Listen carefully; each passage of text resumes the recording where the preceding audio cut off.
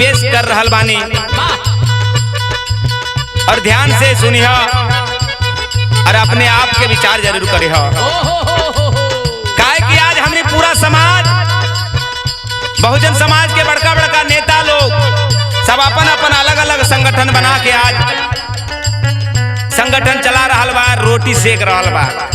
उ लोग से कहना बा एक मंच पे आवे के हो तो कहना है आव बाप सेफ के शरणवा बहुजन भाई छोड़ा गुमनावा हो।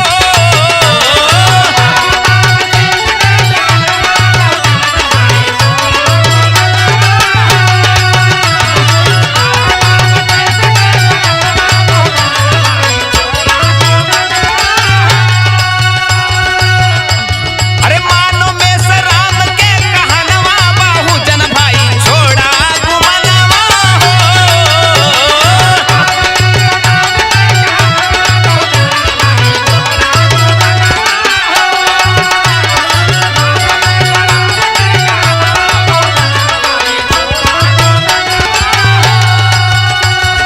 छोड़ा गुमनवा हो, छोड़ा गुमनवा।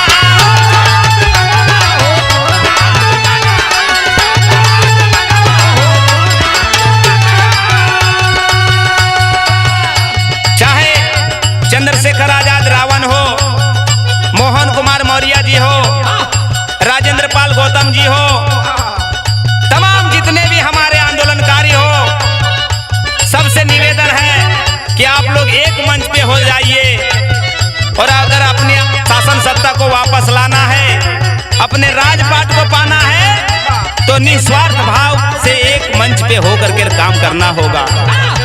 नहीं तो ऐसी दुर्दशा होगी, आप लोगों के वजह से भी हमारा बहुजन समाज भटक रहा है। इस बात को समझिए कि आव बाप सेफ के शरणवा बहुजन भाई छोड़ा गुमनावा हो।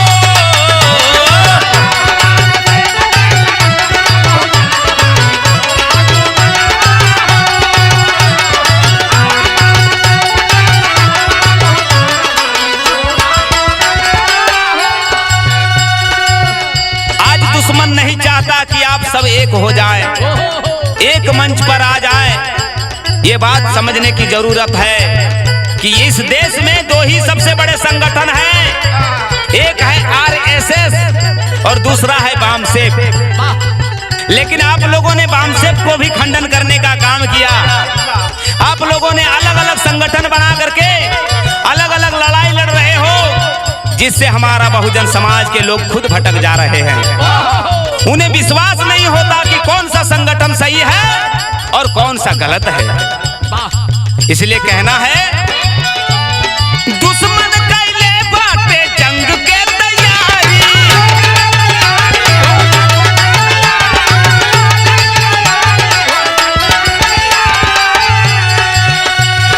मारल जाए बहुजन सब बारी बारी।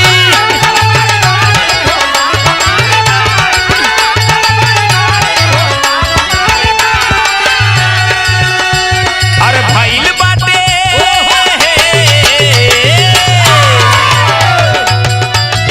भइल बाटे ऐसन पालनवा बहुजन भाई बनबा निसनवा हो।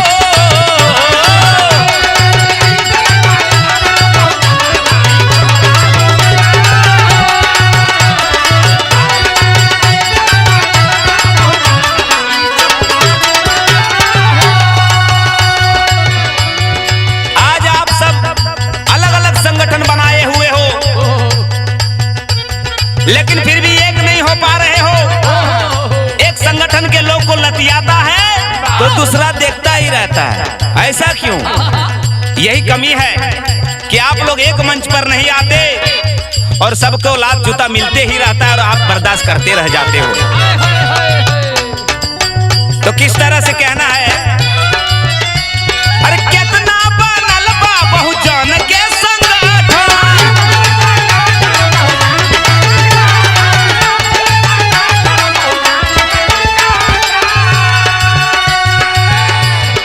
तबो ना पहले अपन राजपाट शासन।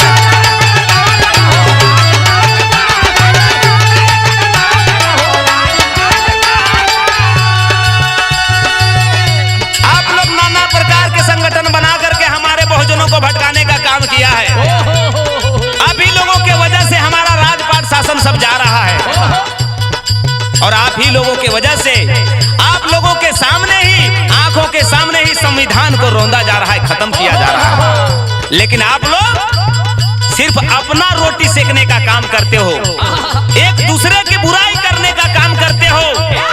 अरे वही देखो आरएसएस की बात, नाना प्रकार के संगठन हैं, लेकिन अगर एकता की बात होती है तो सारे लोग एक थाली में मिल के खाते हैं। उनसे सीखो। लेकिन आप लोग एक दूसरे का पैर खींचने का काम करते हो। अरे मेटल जाता,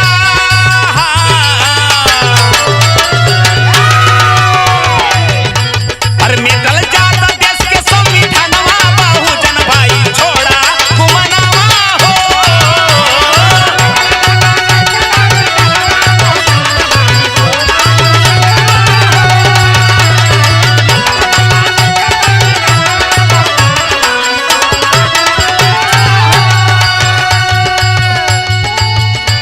आज हमने देखा है कि वामन मेश्राम साहब का बहुत से संगठन लोग बुराई करते हैं। अरे वामन मेश्राम जी का एक ही उद्देश्य है कि जो भी संगठन हो उसमें ब्राह्मण का घुसपैठ ना हो, क्योंकि इतिहास को आप देख लो, जब जब किसी भी राजाओं के साथ ब्राह्मण का घुसपैठ हुआ, उसका राजपाट, उसका सारा वंश का समाप्ति हुआ। बाबा साहब के साथ ही देख लो क्या हुआ। इसलिए जितने बड़े बड़े नेता लोग हैं, किन्हीं न किन्हीं की पत्नी ब्राह्मण की बेटी होती है। ब्राह्मण चाहता है कि आप जो भी बड़े बड़े नेता हो जाए, उसको अपनी बेटी देकर के अपने हाथों में कर लो।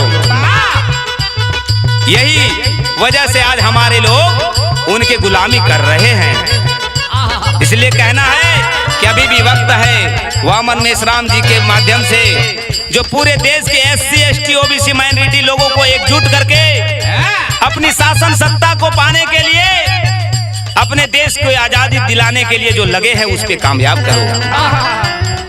वामन मेश्राम बहुजन के जगावे,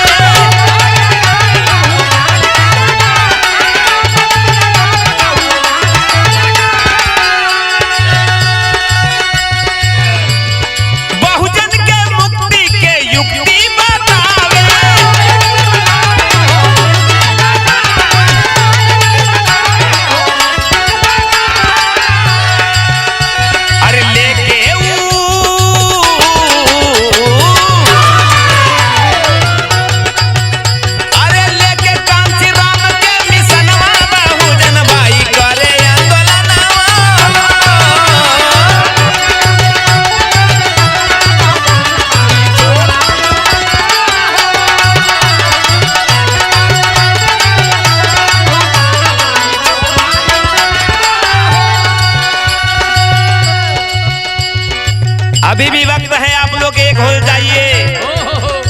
आज हमारे लोगों को किसी एक विशेष जाति को पीटा जाता है तो दूसरा जाति उसको तमाशा देखते हैं।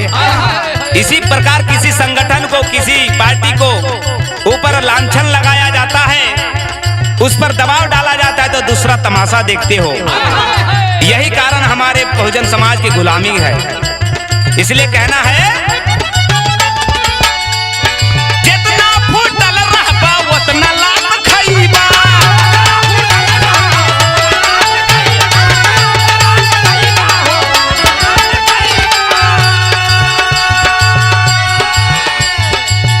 लात